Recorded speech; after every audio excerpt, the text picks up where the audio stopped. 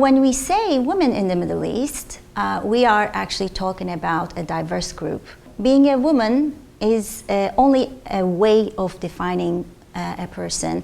When we consider their ethnicity, religion, class, and different combinations of these categories will reflect a different picture of that person. And time matters.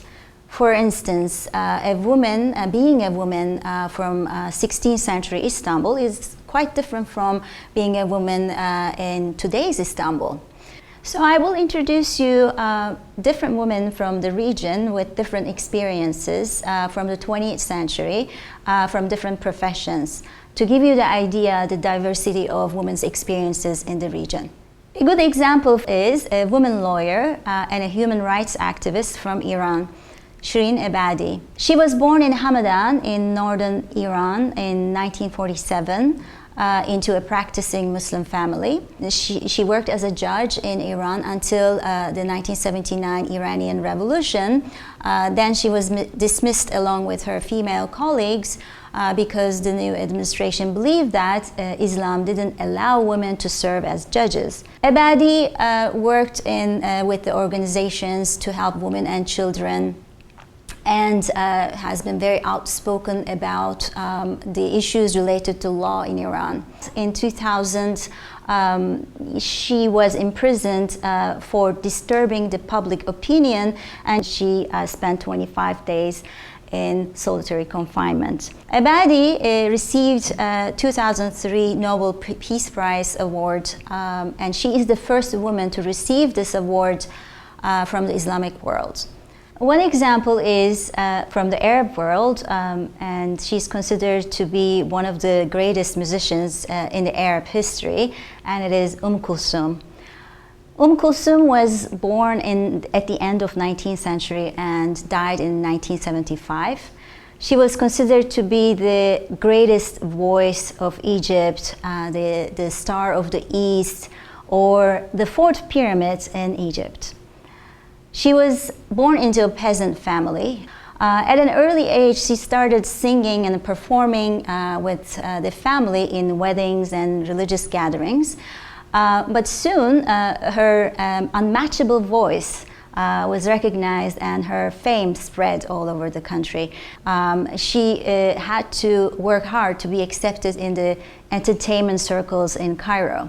And after establishing herself, she used her voice to influence change in Egypt. She supported the 1952 revolution in Egypt and Gamal Abdel Nasser's presidency. And some say she is the reason Nasser was a very popular political leader.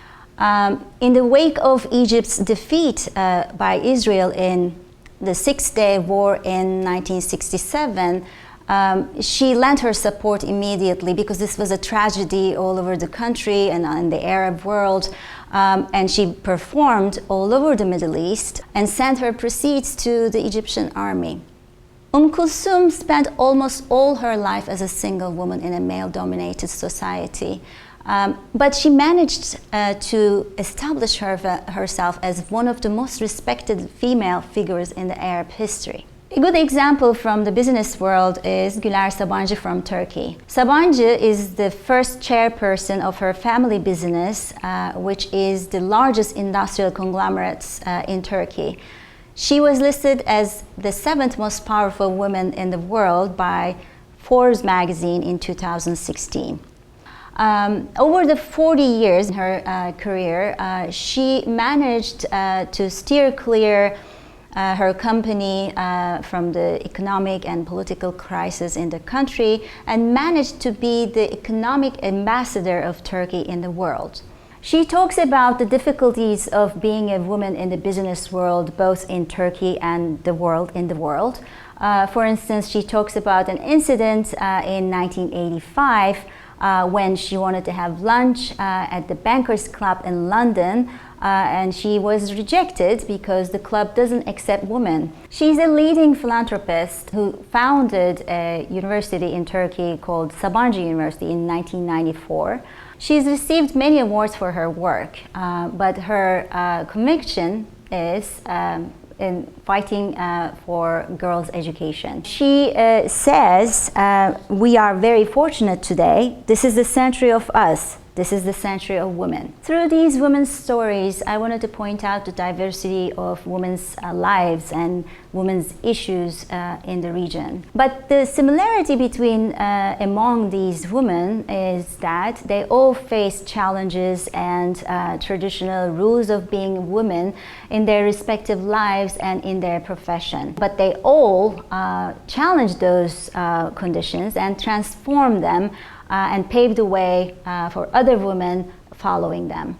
And for those reasons, they are the role models not only in the Middle East, but all over the world.